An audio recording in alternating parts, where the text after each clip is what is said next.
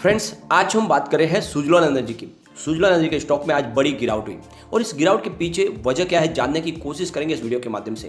क्या ये गिरावट सिर्फ सुजलॉन एनर्जी में ही है या पूरे पावर सेक्टर में, और ये गिरावट हुई तो क्यों हुई, और ये क्या गिरावट आगे भी रहने वाली है। जैसे अगर आप देखोगे तो ऊपर के लेवल से स्टॉक लगभग आधी कीमत पे आ चुका है। तो अब हमें क्या करना चाहिए, क्या इस स्टॉक में से हमें निकल जाना चाहिए या फिर गिरावट का फायदा उठा के यहाँ पे नई खरीदारी करनी चाहिए। बहुत सारे सवाल है जिनके जवाब जानने की कोशिश करेंगे इस वीडियो के माध्यम से।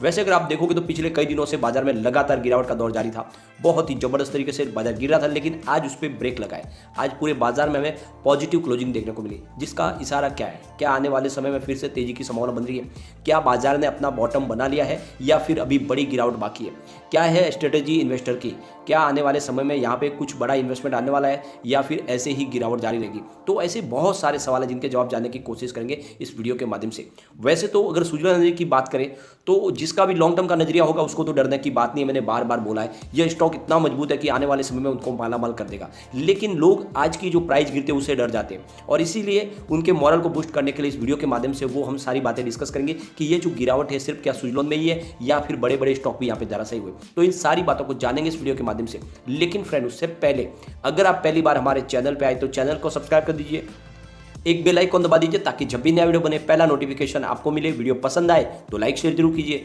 चलो फ्रेंड्स, वीडियो स्टार्ट करते हैं। मैं हूं आपका दोस्त एस बी दबे और हमारे अपने चैनल ऑनलाइन कमाई में आपका बहुत बहुत स्वागत है। सबसे पहले बाजार की हम बात करेंगे। बीएसई सेंसेक्स की क्लोजिंग 51,597 पर रही, जहाँ पे 237 पॉइंट की गिरावट थी। काफ़ी दिन के बाद हमें लगभग 250 पॉइंट की गिरावट पॉजिटिव क्लोजिंग देखने को मिली, ये अच्छी बात है। करीब 0.46% की तेजी, यानी आधा प्रतिशत की तेजी थी बीएसई सेंसेक्स में, और इससे लोगों को थोड़ी आशा जगी कि अब यहाँ से कुछ संभावना पॉजिटिव बन सकती है। वैसे हमने ऑलरेडी कल इस पे मार्केट में वीडियो बनाया जिसमें कहा था कि बहुत सारी पॉजिटिव बातें जिसकी वजह से बाजार में तेजी आ सकती है। तो बिल्कुल तेजी आई है, उतनी बड़ी नहीं आई, लेकिन फिर भी जो गिरावट थी वो थम चुकी है।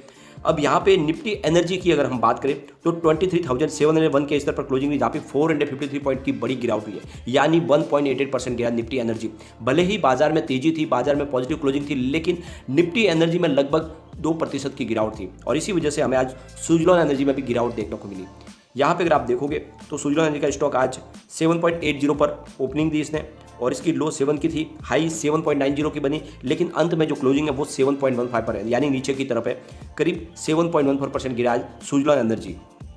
फ्रेंड्स, इतनी बड़ी गिरावट को देख के क्या हमें चिंता करनी चाहिए, तो ये आपको ध्यान रखना है कि आज सिर्फ सुजलॉन एनर्जी में ही इतनी बड़ी गिरावट नहीं हुई, बल्कि अगर आप टाटा पावर की बात करोगे तो इंट्राडे में आज लगभग 10% गिरा टाटा पावर। अंत में जो क्लोजिंग है वो भी लगभग 7% की गिरावट के साथ में 195 पर आ चुका है, यानी 200 के स्तर को आज तोड़ दिया है टाटा पावर ने। यहाँ पर भी पैनिक माहौल बना है और सिर्फ ये बात टाटा पावर तक ही सीमित नहीं है। अगर हम अदानी पावर की बात करें तो स्टॉक 248 पर आ चुका, जहाँ पे 5% का लोअर सर्किट लगा।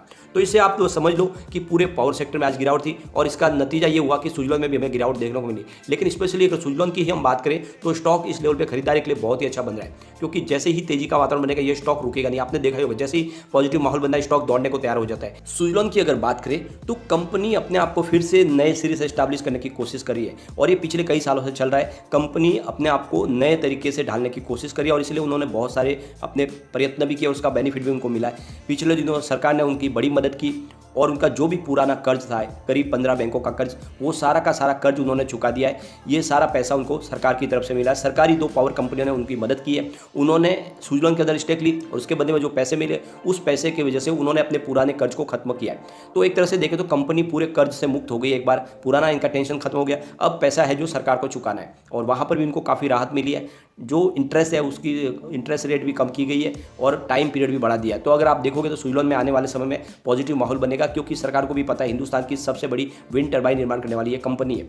इंडिया के अलावा विदेशों में भी इसका कामकाज है और इस कामकाज को देख के ही सरकार ने मदद की, क्योंकि सरकार ने अपनी तरफ से अपना जो गोल सेट किया है 2070 तक जीरो कार्बन पॉलिसी पे जाने का, इसके अब बड़ा जरिया बन सकती है सुजलॉन एनर्जी। तो ऐसे में अगर आप देखोगे तो बड़े बड़े जो इन्वेस्टर उनकी नज़र भी सुजलॉन पे लगी हुई है, वो भी यहाँ पे इन्वेस्टमेंट करना चाहते हैं, इसमें अपनी हिस्सेदारी लेना चाहते हैं और इसीलिए यहाँ पे अगर आपको डरना नहीं है। आज की जो गिरावट थी वो पूरे सेक्टर में थी। अगर हम इसके वॉल्यूम को देखें तो बीएसई में आज 1,69,27,000 का वॉल्यूम हुआ, सामने 72,09,000 की डिलीवरी उठाएगी। डिलीवरी का परसेंटेज 42.59% है। बात अगर हम एनएससी की करें तो यहाँ पर 5,42,27,000 का वॉल्यूम हुआ, सामने 2,18,35,000 की डिलीवरी उठाएगी। डिलीवरी का परसेंटेज 40.27% है। अगर हम इसके वॉल्यूम को एनालिस करें, पिछले 1 महीने पहले इसका 7 करोड़ का वॉल्यूम था, 1 वीक पहले 4 करोड़ का वॉल्यूम हुआ था और फ्राइडे को 6 करोड़ का वॉल्यूम था, लेकिन आज 8 करोड़ का वॉल्यूम हुआ। तो पिछले पूरे महीने के अंदर सबसे भारी वॉल्यूम हुआ, और ये वॉल्यूम बढ़ने के पीछे वजह है कि बड़े फंड हाउस ने आज बिकवाली की है। आज काफ़ी बड़ी बिकवालियाँ हुई है, जिसको हम आगे डिस्कस करेंगे। फ्रेंड्स, यहाँ पे अगर आप देखोगे तो बाजार शुरू होते ही 9:24 यानी सुबह बाजार के खुलते ही आप देखोगे तो 7.80 की प्राइस से करीब 10,08,000 शेयरों की एक बड़ी डील हुई, और यहाँ पे बिकवाली की गई है, क्योंकि इसके बाद अगर आप देखोगे तो प्राइस सीधी 7.65 पर आ गई। इसका मतलब ये कि बड़ी क्वांटिटी में माल बेचा गया और इसी वजह से प्राइस गिर गई, और इसी वजह से दबाव शुरू हुआ। तो ये बड़े फंड हाउस ने अपना माल बेचा। अगर हम बात करें यहाँ पे 2:18 पर, तो करीब 7.05 की प्राइस से यहाँ पे आपको 14,62,000 शेयरों की एक बड़ी डील होती हुई दिखाई देगी, और इसमें भी माल बेचा गया। तो ये जो बड़ी डील हुई है जो लगभग 10 लाख के ऊपर है, बाकी भी बहुत सारी हुई लेकिन उसको हम डिस्कस नहीं करेंगे। तो ये डील आप देख लो कि इसकी वजह से आज हमें दबाव देखने को मिला।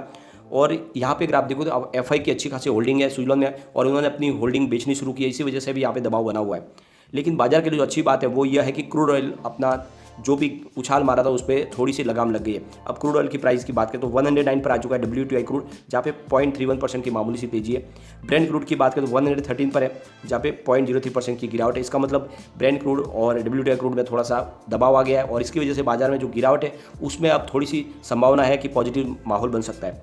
एक अच्छी बात ये भी है कि जो इंडियन रुपीज़ है वो भी फिलहाल मेंटेन है अपनी प्राइस के ऊपर, यानी अगर आप देखोगे तो 78 से नीचे है, फिलहाल 77.96 पर है। और अभी जो 78 का हिस्सा था वो इस तरह टूटा है, तो थोड़ी सी राहत यहाँ से भी निकला, इंडियन रुपीज़ भी थोड़ा सा मजबूत बना है।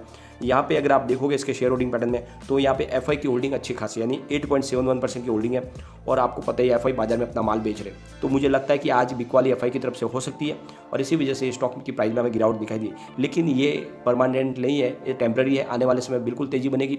अगर आपका नजरिया लॉन्ग टर्म का है तो बिल्कुल बने रहे, कोई चिंता की बात नहीं। शॉर्ट टर्म इन्वेस्टर के लिए तो मैंने बोला ही हुआ है कि आपको समय समय में प्रॉफिट बुक कर लेना है, और आपको स्टॉप लॉस लगा के चलना है।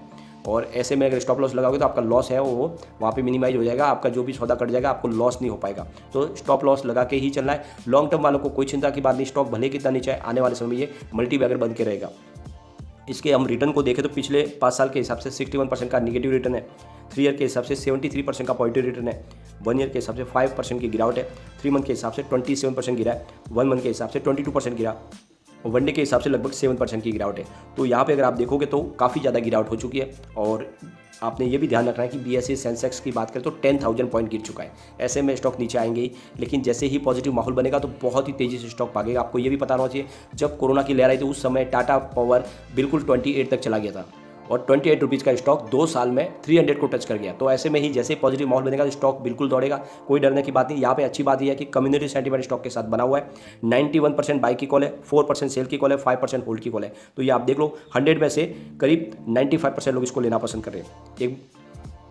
यहाँ पे एक बार पिवट लेवल को भी चेक कर लेते हैं, तो यहाँ से गिरावट होती है तो 7.50 का फर्स्ट सपोर्ट है, ये सपोर्ट टूटा तो 7.30 तक स्टॉक जाएगा। तीसरा सपोर्ट 7.05 का है, लेकिन पॉजिटिव माहौल बनेगा तो 7.95 का फर्स्ट रेजिस्टेंस है, इसको पार किया तो 8.20 तक स्टॉक जाएगा। तीसरा रेजिस्टेंस 8.40 का है। तो फिलहाल अभी आपको इस बाजार में धैर्य के साथ बने रहना है। आप अपना नजरिया सेट करें, शॉर्ट टर्म वाले स्टॉप लॉस लगा के चले, और लॉन्ग टर्म वाले बने रहे, कोई चिंता की बात नहीं। आने वाले समय आपको डेफिनेटली अच्छा रिटर्न मिलेगा। स्टॉक जैसे ही पॉजिटिव माहौल बनेगा ये 3 डिजिट में आराम से जा सकता है। लेकिन फ्रेंड, कोई भी इन्वेस्टमेंट करने से पहले अपने फाइनेंशियल एडवाइजर से एक बार ले लें, या अपना खुद का रिसर्च करें, क्योंकि मैंने वीडियो आपके एजुकेशनल पर्पज के लिए ही बनाया। वीडियो पसंद आए तो लाइक शेयर जरूर कीजिए और चैनल को सब्सक्राइब कर दीजिए। Thank you friend.